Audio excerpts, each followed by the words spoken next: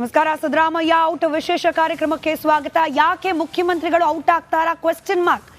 ಈ ಒಂದು ಶೀರ್ಷಿಕೆಯ ಅಡಿಯಲ್ಲಿ ಕಾರ್ಯಕ್ರಮ ಮಾಡ್ತಿದ್ದೀವಿ ಅಂತಂದ್ರೆ ನಿನ್ನೆವರೆಗೂ ಕೂಡ ಮುಖ್ಯಮಂತ್ರಿ ಸಿದ್ದರಾಮಯ್ಯನವರದ್ದು ಮೂಡ ವಿಚಾರದಲ್ಲಿ ಪ್ರಭಾವ ಪಾತ್ರ ಇದೆ ಅನ್ನೋದನ್ನ ಸಾಕ್ಷೀಕರಿಸುವಂತಹ ಮಹತ್ವದ ದಾಖಲೆಗಳಿರಲಿಲ್ಲ.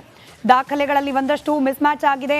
ಹಾಗೆ ಕೆಲವೊಂದಷ್ಟು ಸುಳ್ಳು ಮಾಹಿತಿಗಳನ್ನು ಹೊರಗಿಡಲಾಗ್ತಾ ಇದೆ, ಕೆಲವೊಂದಷ್ಟನ್ನ ಕವರಪ್ ಮಾಡುವ ಪ್ರಯತ್ನ ಮಾಡಲಾಗ್ತಿದೆ, ಇತ್ಯಾದಿ ಮಾಹಿತಿಗಳು ಅದಕ್ಕೆ ಪೂರಕವಾದ ದಾಖಲೆಗಳಿತ್ತು. ಆದರೆ ಇವತ್ತು ಸಿದ್ದರಾಮಯ್ಯನವರು ಅವರ ಕುಟುಂಬಸ್ಥರು ಆನ್ ಡಿಮ್ಯಾಂಡ್ ಬೇಡಿಕೆಯ ಆಧಾರದ ಮೇಲೆ ಮೈಸೂರಿನ ಪ್ರತಿಷ್ಠಿತ ವಿಜಯನಗರ ಬಡಾವಣೆಯಲ್ಲಿ 14 ಸೈಟನ್ನು ಪಡೆದ್ರ ಈ ಅನುಮಾನವನ್ನ ಮತ್ತಷ್ಟು ಮಗದಷ್ಟು ಗಟ್ಟಿ ಮಾಡಲಿಕ್ಕೆ ಪೂರಕವಾದ ದಾಖಲೆ ರಿಪಬ್ಲಿಕ್ ಕನ್ನಡಕ್ಕೆ ಲಭ್ಯವಾಗಿದೆ. ನಮಗೆ ಸಿಕ್ಕಿರುವ ದಾಖಲೆ ಇಡೀ ಮೂಡ ವಿಚಾರಕ್ಕೆ ಸಂಬಂಧಪಟ್ಟಂತೆ ಸಿದ್ದರಾಮಯ್ಯನವರಿಗೆ ಮತ್ತಷ್ಟು ಬಿಗಿಯಾದ ಉರುಳಾಗೋ ಸಾಧ್ಯತೆ ದಟ್ಟವಾಗ್ತಾ ಇದೆ. ಸತ್ಯಾಸತ್ಯತೆ ಹುಡುಕಾಟದಲ್ಲಿ ರಿಪಬ್ಲಿಕ್ ಕನ್ನಡಕ್ಕೆ ಲಭ್ಯವಾಗಿರೋದು ವೈಟ್ನರ್ ಅನ್ನ ಬಳಸಿ ಮುಚ್ಚಿಟ್ಟಿರುವ ರಹಸ್ಯ ಏನು ಅನ್ನೋ ಪ್ರಶ್ನೆ. ಕಳೆದುಕೊಂಡಿರುವ ಜಮೀನಿಗೆ ಪರ್ಯಾಯವಾಗಿ ಪ್ರತಿಷ್ಠಿತ ವಿಜಯನಗರ ಬಡಾವಣೆಯಲ್ಲೇನೆ ಡಿಮ್ಯಾಂಡ್ ಮಾಡಿ ಸೈಟ್ ಅನ್ನ ಪಡೆದ್ರ ಮುಖ್ಯಮಂತ್ರಿಗಳ ಪತ್ನಿ ಪಾರ್ವತಿ ಅವರು. ಅದನ್ನ ಮುಚ್ಚಿಡುವ ಭಾಗವಾಗಿಯೇ ಈ ದಾಖಲೆಗೆ ವೈಟ್ನರ್ ಅನ್ನ ಹಾಕಲಾಯ್ತಾ? ಪ್ರಶ್ನೆಗಳು ಅನೇಕ.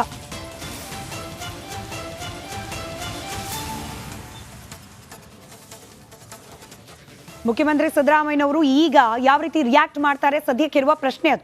ನಾವು ಕೇಳಿಲ್ಲ, ಅವರಾಗೆ ಕೊಟ್ರು ಅಂತ ಹೇಳ್ತಾ ಇದ್ದ ಸಿದ್ದರಾಮಯ್ಯನವರು ನೀವು ಕೇಳಿದ್ದೀರಿ ಅನ್ನೋದಕ್ಕೆ ಪೂರಕವಾದ ದಾಖಲೆಯನ್ನ ಇವತ್ತು ರಿಪಬ್ಲಿಕ್ ಕನ್ನಡ ಮುಂದಿಡ್ತಿದೆ. ಇದಕ್ಕೇನು ಉತ್ತರ ಕೊಡ್ತಾರೆ ಸಿದ್ದರಾಮಯ್ಯ? ಸುಳ್ಳು ಹೇಳಿದ್ರ ಮುಖ್ಯಮಂತ್ರಿಗಳು?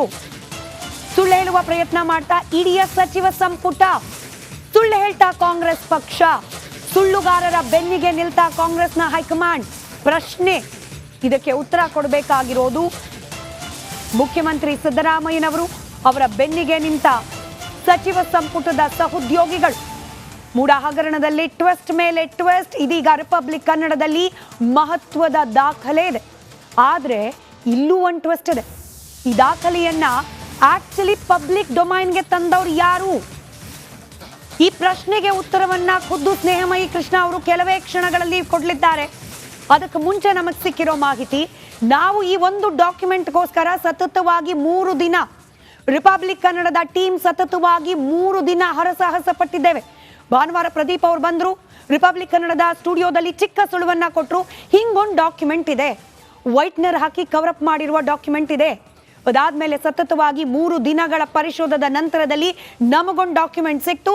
ಇವತ್ತು ಬೆಳಗ್ಗೆ 9 ಗಂಟೆಗೆ ಅದನ್ನ ನಿಮ್ಮ ಮುಂದಿಟ್ಟಿದ್ದೀವಿ. ಆದರೆ ಈ ಡಾಕ್ಯುಮೆಂಟ್ ಅನ್ನ ಮುಖ್ಯಮಂತ್ರಿ ಸಿದ್ದರಾಮಯ್ಯನವರೇ ಬಿಡುಗಡೆ ಮಾಡಿದ್ದಾರೆ. Very very very interesting. ಸಿದ್ದರಾಮಯ್ಯನವರೇ ಬಿಡುಗಡೆ ಮಾಡಿದ್ದಾರೆ ಈ ಡಾಕ್ಯುಮೆಂಟ್ನ. ಕಣ್ತಪ್ಪಿನಿಂದ ಬಿಡುಗಡೆ ಮಾಡಿದ್ರಾ? ಗೊತ್ತಾಗದೆ ಬಿಡುಗಡೆ ಮಾಡಿದ್ರಾ? ಇಂಥದ್ದೊಂದು ಡಾಕ್ಯುಮೆಂಟ್ನ ನಾನು ಬಿಡುಗಡೆ ಮಾಡ್ತಿದ್ದೀನಿ ಅನ್ನೋದ್ರ ಅರಿವನ್ನು ಕೂಡ ಮರೆತು ಬಿಡುಗಡೆ ಮಾಡಿದ್ರಾ? ಪ್ರಶ್ನೆಗಳಿದೆ.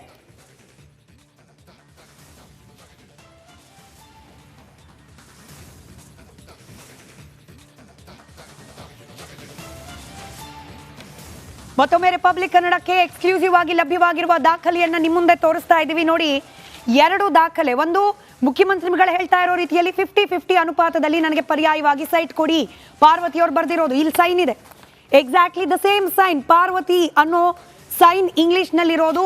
ಮತ್ತೊಂದು ಡಾಕ್ಯುಮೆಂಟ್, ಇಂಥದ್ದೇ ಬಡಾವಣೆಯಲ್ಲಿ ನಮಗೆ ಸೈಟ್ ಕೊಡಿ ಅಂತ ಹೇಳಿ ಪಾರ್ವತಿಯವರು ಬರೆದಿದ್ದಾರೆ ಎನ್ನಲಾಗ್ತಾ ಇರುವ ಡಾಕ್ಯುಮೆಂಟ್. ಹಾಗಾದ್ರೆ ಕೇಳಿ ಪಡೆದಿದ್ದಾರಾ? ಇಂಥದ್ದೇ ಬಡಾವಣೆಯಲ್ಲಿ ಸೈಟ್ ಕೊಡಿ ಅಂತ ಹೇಳಿ ಕೇಳಿ ಪಡೆದಿದ್ದಾರಾ ಮುಖ್ಯಮಂತ್ರಿಗಳ ಪತ್ನಿ? ಈ ಇಡೀ ಮೂಡ ಹೋರಾಟದಲ್ಲಿ ದೂರುದಾರರಿಗೆ ಈ ದಾಖಲೆ ಎಷ್ಟು ಮಹತ್ವದ್ದಾಗುತ್ತೆ? ಇದ್ರ ಬಗ್ಗೆ ಮಾತನಾಡಲಿಕ್ಕೆ ಖುದ್ದು ದೂರುದಾರರಾದ ಸ್ನೇಹಮಯಿ ಕೃಷ್ಣ ಅವರು ನಮ್ಮ ಜೊತೆ ಇದ್ದಾರೆ ರಿಪಬ್ಲಿಕ್ ಕನ್ನಡದ ಸ್ಟುಡಿಯೋದಲ್ಲಿ. ಮತ್ತೊಮ್ಮೆ ಸರ್ ನಮಸ್ಕಾರ, ಸ್ವಾಗತ. ಈ ಡಾಕ್ಯುಮೆಂಟ್ ರಿಪಬ್ಲಿಕ್ ಕನ್ನಡ ಇವತ್ತು ಜನರಿಗೆ ತೋರಿಸ್ತಾ ಇರುವ ಡಾಕ್ಯುಮೆಂಟ್, ಏನು ಹೇಳ್ತೀರಿ ಸರ್ ಇದ್ರ ಬಗ್ಗೆ? ಮೇಡಮ್, ತಾವು ಮತ್ತು ಜಯಪ್ರಕಾಶ್ ಶೆಟ್ಟಿಯವರು 1 ಗಂಟೆಗಳ ಕಾಲ ಚರ್ಚೆ ಮಾಡಿದ ನಾನು ನೋಡಿದೆ. ಸೊ ಈ ದಾಖಲೆ ಅಧಿಕೃತ ಅನ್ನೋದ್ರ ಬಗ್ಗೆ ತಮಗೆ ಅನುಮಾನ ಆಯಿತು. ಈ ದಾಖಲೆ ಅಧಿಕೃತ ದಾಖಲೆ. ಈ ದಾಖಲೆಯನ್ನು ಅಧಿಕೃತವಾಗಿ ಸ್ವತಃ ಮುಖ್ಯಮಂತ್ರಿಗಳಾದ ಸಿದ್ದರಾಮಯ್ಯ ಅವರು ಜುಲೈ 26ನೇ ತಾರೀಕು ವಿಧಾನಸಭೆಯಲ್ಲಿ ನಡೆಸಿದಂಥ ಪತ್ರಿಕಾಗೋಷ್ಠಿಯಲ್ಲಿ ಅವರೇ ಬಿಡುಗಡೆ ಮಾಡಿದಂಥ ದಾಖಲೆ. ಆ ಬಿಡುಗಡೆ ಮಾಡೋ ಸಂದರ್ಭದಲ್ಲಿ ಅವರೇ ಆ ದಾಖಲೆಗಳನ್ನ ಏನು ವೈಟ್ನರ್ ಹಾಕಿ ಅಂತ ತಾವು ಹೇಳ್ತೀರಿ, ಅದನ್ನು ವೈಟ್ನರ್ ಹಾಕಿಸಿ ಜನರಿಗೆ ಮನೆ ಮಾಚೋಕ್ಕೋಸ್ಕರ, ಜನರನ್ನ ತಪ್ಪು ದಾರಿಗೆ ತಳ್ಸೋಕೆ ಇದು ಮಾಡೋಕ್ಕೋಸ್ಕರ ಸ್ವತಃ ಬಿಡುಗಡೆ ಮಾಡೋಂಥ ಒಂದು ದಾಖಲೆ.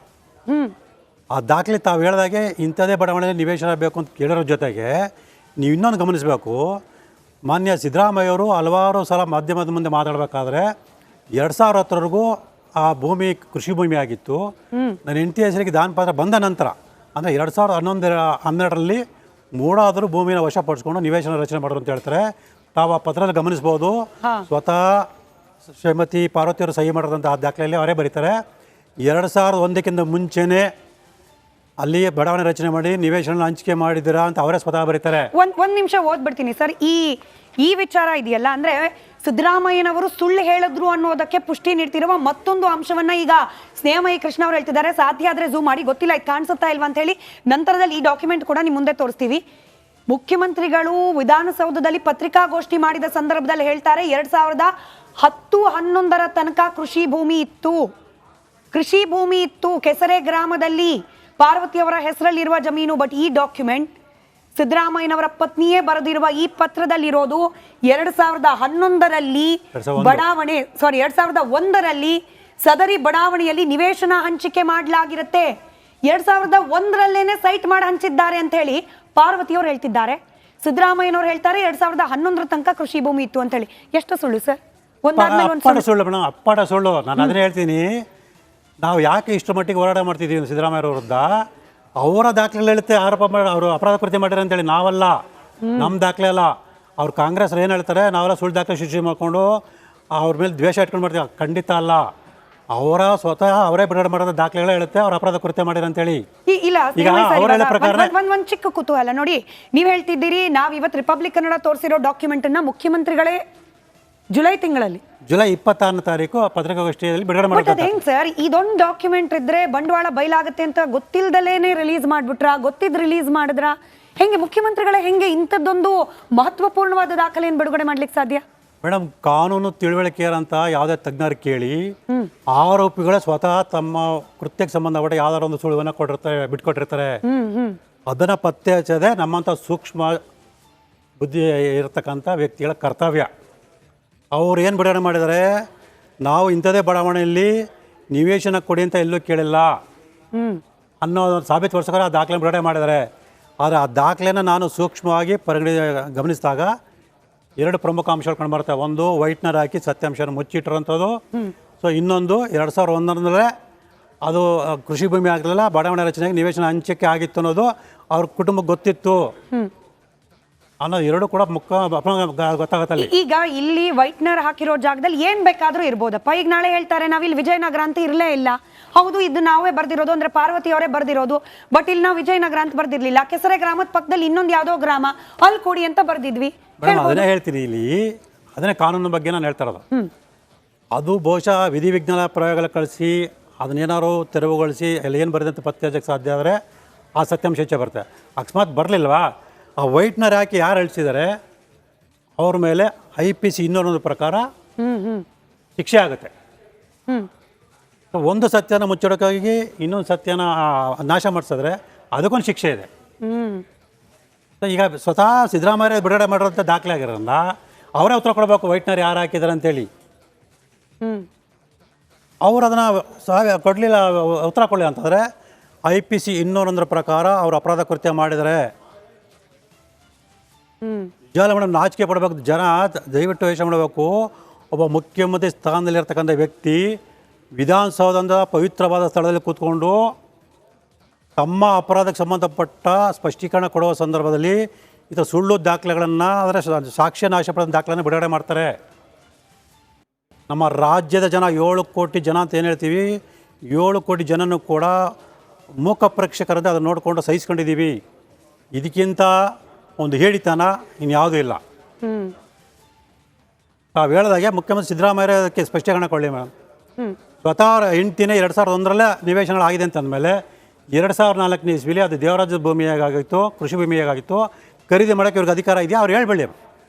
ಇದಕ್ಕೆ ಸ್ಪಷ್ಟೀಕರಣ ಕೊಡದೆ ಬೇರೆ ಆರೋಪಗಳು ಮಾಡ್ತಾರೆ. ನೇಮೈ ಕೃಷ್ಣ ಅವರೇ, ಮುಖ್ಯಮಂತ್ರಿ ಪದವಿ ಎಷ್ಟು ಹೋರಾಟದಿಂದ ಅದು ಲಭ್ಯವಾಗಿದೆ ನಮಗೆ ನಿಮಗೆ ಅವ್ರಿಗೂ ಗೊತ್ತು. ಹಾ, ಅದರ ಜೊತೆಗೆ ಈ ಮೂಢ ಹಗರಣ ಕೋಟ್ಯಾಂತರ, 4,000 ಅಂತಾರೆ ಕೆಲವರು, 1,000 ಅಂತಾರೆ ಕೆಲವರು, 1,000 4,000 ಕೋಟಿ ಹಗರಣ. ಕೇವಲ 50-60 ರೂಪಾಯಿ ವೈಟ್ನರಲ್ಲಿ ಮರ್ಯಾದೆ ಹೋಯ್ತಾ? 50-60 ರೂಪಾಯಿ ಸಿಗೋ ವೈಟ್ನರಲ್ಲಿ ಮರ್ಯಾದೆ ಕಳ್ಕೊಳ್ಳೋ ಇಷ್ಟು ಅಂದ್ರೆ ಯೋಚನೆ ಮಾಡದೇ ಇರೋ ರೀತಿಯಲ್ಲಿ ನಿರ್ಧಾರ ತಗೊಂಡು ಈ ಡಾಕ್ಯುಮೆಂಟ್ನ ಬಿಡುಗಡೆ ಮಾಡೋಷ್ಟು, ನಾನೇನು ಹೇಳೋದು, ಈ ಪದ ಬಳಸ್ಬೋದೋ ಬಳಸಬಾರ್ದೋ ಗೊತ್ತಿಲ್ಲ, ಇಷ್ಟು ಮುಟ್ಟಾಳರಾಗ್ಬಿಟ್ರ ನಮ್ಮ ಜನಪ್ರತಿನಿಧಿಗಳು? 50-60 ರೂಪಾಯಿ ವೈಟ್ನರಲ್ಲಿ ಮರ್ಯಾದೆ ಕಳ್ಕೊಳ್ಳೋಷ್ಟು? ಮೇಡಮ್, ಈಗ ಸಿದ್ದರಾಮಯ್ಯ ಪರವಾಗಿ ಏನು ಪ್ರತಿಭಟನೆ ಮಾಡ್ತಾರೆ, ಮಹಾನ್ ಘಟನೆಗಳು, ಕಾನೂನು ತಜ್ಞರು ಕೂಡ ಪ್ರತಿಭಟನೆ ಮಾಡ್ತಾರೆ. ಅವ್ರು ಇದಕ್ಕೆ ಉತ್ತರ ಕೊಡಬೇಕು. ಪ್ರೈವೇಟ್ ಜೆಟ್ಟಲ್ಲಿ ಬಂದಿದ್ದಾರೆ ಸಿಂಘ್ವಿ ಅವರ ದೃಶ್ಯನೂ ಸಾಧ್ಯ, ಉತ್ತರ ಕೊಡಬೇಕು. ಅವರು ಪ್ರೈವೇಟ್ ಜೆಟ್ಟಲ್ಲಿ ಕರ್ಸ್ಕೊಂಡಿದ್ದಾರೆ ಸಿಂಘ್ವಿ ಅವ್ರನ್ನ. ಅಲ್ಲ, ಉತ್ತರ ಕೊಡಬೇಕು ಮೇಡಮ್. ಇದನ್ನ ಹೇಳ್ತೀನಿ ನಾನು, ನ್ಯಾಯಾಲಯವರೆಗೂ ಇದನ್ನು ಬಿಡುಗಡೆ ಮಾಡಬಾರ್ದು ಅಂತಿದ್ದೆ. ಸೊ ಯಾವಾಗ ಇವರು ತುಂಬ ಇದಾಗಿ ಮಾಡೋಕ್ಕೆ ಶುರು ಮಾಡೋ, ಅದಕ್ಕೆ ರಾಜ್ಯದ ಜನತೆಗೆ ಸತ್ಯ ತಿಳಿಸ್ಬೇಕು ಅನ್ನೋ ಕಾರಣಕ್ಕೆ ಈ ದಾಖಲೆ ನಾನು ನಿನ್ನೆ ಫೇಸ್ಬುಕ್ಕಲ್ಲಿ ಹಾಕಿದ್ದೀನಿ. ಸೊ ಇದ್ರವರೆಗೂ ಕೂಡ ಯಾರು ಅದಕ್ಕೆ ಉತ್ತರ ಕೊಟ್ಟಿಲ್ಲ. ಈಗ ತಮ್ಮ ಮಾಧ್ಯಮ ಮೂಲಕ ಬಂದಿದೆ.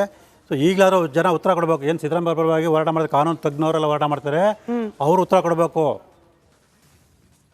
ಮತ್ತು ಇನ್ನೊಂದೇನು ಹೇಳ್ತಾರೆ ಸಿದ್ದರಾಮಯ್ಯ ಅವರು, ಆ ಬಡಾವಣೆ ನಿವೇಶನ ಇಲ್ದಿರ ಬೇರೆ ನಿವೇಶನ ಕೊಟ್ಟರು ಅಂತ ಹೇಳ್ತಾರೆ. ನಾನು ಇನ್ನೊಂದು ಹಾಕಿ ನಿಮ್ಮ ಮಾಧ್ಯಮ ಮೂಲಕ, ನಿಮ್ಮ ವಾಹಿನಿ ಮೂಲಕ ತೋರಿಸ್ತೀನಿ ನೋಡಿ. ಇದೇ ದೇವನೂರು ಬಡಾವಣೆಯಲ್ಲಿ ಇರ್ತಕ್ಕಂಥ ಒಂದು ನಿವೇಶನವನ್ನು 2022ರಲ್ಲಿ ಕೊಟ್ಟಿದ್ದಾರೆ. 2022ರಲ್ಲಿ. ಓಕೆ. ಮತ್ತು ಅದೇ ರೀತಿ 6 ನಿವೇಶನಗಳನ್ನು ಕೂಡ 2020ರಲ್ಲಿ ಕೊಟ್ಟಿದ್ದಾರೆ. ಈ ಡಾಕ್ಯುಮೆಂಟ್ ಕಾಣೋ ಥರದಲ್ಲಿ ಫ್ರೇಮ್ ಇಡಿ. ಹಾಂ, ತೋರಿಸಿ ಸರ್. 2021 5 ನಿವೇಶನ ಕೊಟ್ಟಿದ್ದಾರೆ. 2022 1 ನಿವೇಶನ ಕೊಟ್ಟಿದ್ದಾರೆ. ಅಂದರೆ ಅದೇ ಬಡಾವಣೆ ನಿವೇಶನ ಇದ್ರೂ ಕೂಡ ಯಾಕೆ ಅಲ್ಲಿ ನಿವೇಶನ ಕೊಡದೆ ಇವರಿಗೆ ಬೇರೆ ಕಡೆ ಕೊಡ್ತಾರೆ? ಅದ ಮೇಡಮ್. ಮತ್ತು ಎಲ್ಲದಕ್ಕೂ ಏನು ಹೇಳ್ತಾರೆ, ರಾಜ್ಯದ ಜನತೆ ಮುಂದೆ ನಾನು 50 ಅನುಪಾತದಲ್ಲಿ ನಿವೇಶನ ಪಡೆದ್ರೆ ಅಕ್ರಮ ಅಲ್ಲ ಅಂತ ಹೇಳ್ತಾರೆ. ಇಲ್ಲಿ ಇನ್ನೊಂದು ದಾಖಲೆ ತಮ್ಮ ಮುಂದೆ ನಮ್ಮ ಮಾಧ್ಯಮ ವಾಹಿನಿ ಮೂಲಕ ಬಿಡುಗಡೆ ಮಾಡ್ತೀನಿ. ಇದು ನವೆಂಬರ್ 2023ರಲ್ಲಿ ಒಂದು ತಜ್ಞರ ಸಮಿತಿ ಸರ್ಕಾರಕ್ಕೆ ನೀಡಿರ್ತಕ್ಕಂಥ ವರದಿ. ಎಷ್ಟನೇ ಇಸ್ವಿಯಲ್ಲಿ? 23ನೇ ಇಸ್ವಿಲಿ ಮೇಡಮ್. ಓಕೆ. ನವೆಂಬರ್ 3, 2023ರಲ್ಲಿ ತಜ್ಞರ ಸಮಿತಿ ಕೊಡೋದು. ಮತ್ತೆ ಇಲ್ಲಿ ಏನು ಹೇಳ್ತಾರೆ, BJP ಸರ್ಕಾರದವ್ರು ನಮಗೆ ಕೊಟ್ಟಿದ್ದಾರೆ ಅಂತ ಹೇಳ್ತಾರೆ. ಆದರೆ ಸರ್ಕಾರ ಗಮನಕ್ಕೆ ಬರದೆ ಮೂಢ ಅಧಿಕಾರಿಗಳು ಈ ರೀತಿ ಅಕ್ರಮ ಮಾಡೋದು ಕಂಡು ಬಂದಾಗ BJP ಸರ್ಕಾರ ಇದ್ದ ಸಂದರ್ಭದಲ್ಲಿ ಸರ್ಕಾರ ಆದೇಶ ಸಂಖ್ಯೆ ನೋಡಿ 11/8/2020 ಒಂದು ತಜ್ಞರ ಸಮಿತಿ ರಚನೆ ಮಾಡಿ ಆದೇಶ ಮಾಡುತ್ತೆ. ಆ ತಜ್ಞರ ಸಮಿತಿ ನವೆಂಬರ್ 3ನೇ ತಾರೀಕು 2023 ವರದಿ ಕೊಡುತ್ತೆ. ಇದ್ರಲ್ಲಿ ವರದಿ ಸ್ಪಷ್ಟವಾಗಿ ಬರೀತಾರೆ,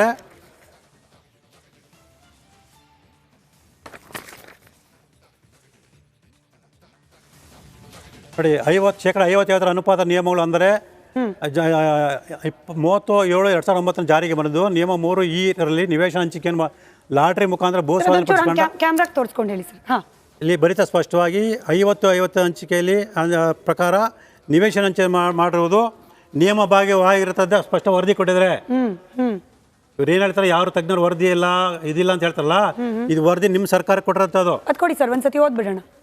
ಇದು ನವೆಂಬರ್ 2023 50-50 50-50 ಅನುಪಾತದ ನಿಯಮಗಳು ಅಂದರೆ Karnataka urban development authorities rules 2009 ನಿಯಮ ದಿನಾಂಕ 30/7/2009 ಜಾರಿಗೆ ಬಂದಿದ್ದು. ನಿಯಮ 3E ನಿವೇಶನ ಹಂಚಿಕೆಯನ್ನು ಲಾಟರಿ ಮುಖಾಂತರ, ಬಹಳ ಮುಖ್ಯ, ಲಾಟರಿ ಮುಖಾಂತರ ಭೂ ಸ್ವಾಧೀನ ಪಡಿಸಿಕೊಂಡ ಬಡಾವಣೆಯಲ್ಲಿಯೇ ಮಾಡತಕ್ಕದ್ದು ಅನ್ನೋ ಅಂಶವಿದ್ದು, ಹೊಸದಾಗಿ ಕೈಗೊಳ್ಳುವ ವಸತಿ ಯೋಜನೆಗಳಿಗೆ ಸದರಿ ನಿಯಮಗಳು ಭವಿಷ್ಯವರ್ತಿಯಾಗಿ ಅನ್ವಯಿಸೋದ್ರಿಂದ ಈಗಾಗಲೇ ಅಭಿವೃದ್ಧಿಪಡಿಸಿದ ಹಳೆ ಬಡಾವಣೆಗಳಿಗೆ ಅನ್ವಯವಾಗೋದಿಲ್ಲವಾದ್ರಿಂದ ಮತ್ತು ಬದಲಿ ನಿವೇಶನ ಮಂಜೂರಾತಿಗೆ ಸಂಬಂಧಿಸಿದಂತೆ ದಿನಾಂಕ ಸ್ವಯಂಸೋ ಜಾರಿಗೆ ಬಂದಿರುವ ಮೇಲ್ಕಂಡ 50-50 ಅನುಪಾತದ ನಿಯಮಗಳು ಅನ್ವಯ ಆಗೋದಿಲ್ಲ.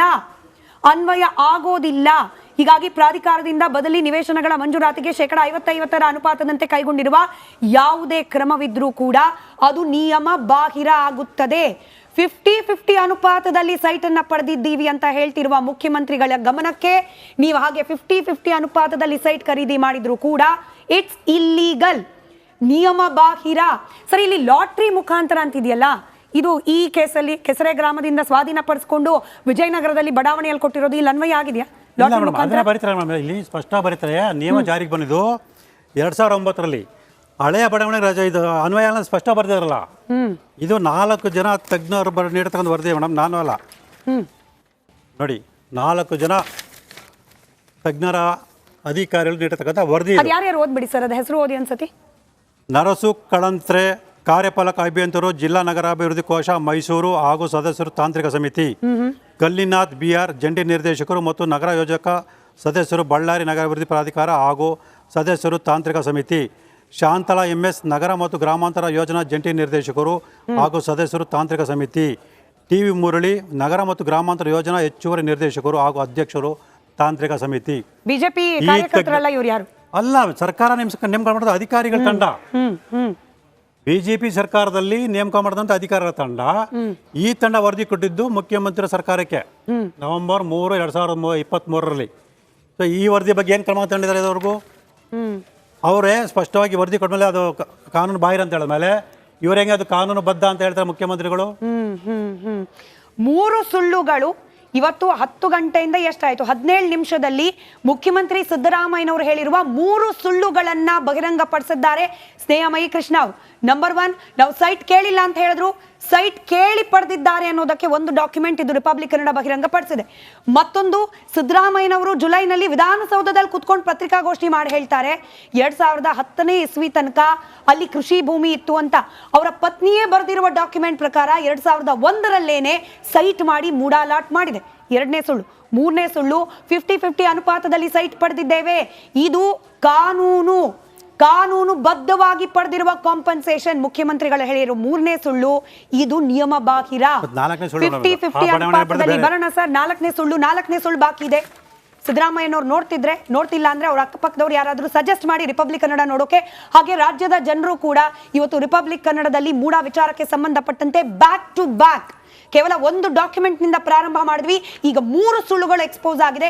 ಇನ್ನೂ ಒಂದು ಸುಳ್ಳಿದೆಯಂತೆ, ಕೇಳೋಣ ಏನು ಅಂತ ಹೇಳಿ. ಚಿಕ್ಕ ಬ್ರೇಕ್ ಆದ್ಮೇಲೆ ಆ ಸುಳ್ಳು ಕೂಡ ನಿಮ್ಮ ಮುಂದೆ ಎಕ್ಸ್ಪೋಸ್ ಮಾಡ್ತೀವಿ. ಬ್ರೇಕ್ ಆದ್ಮೇಲೆ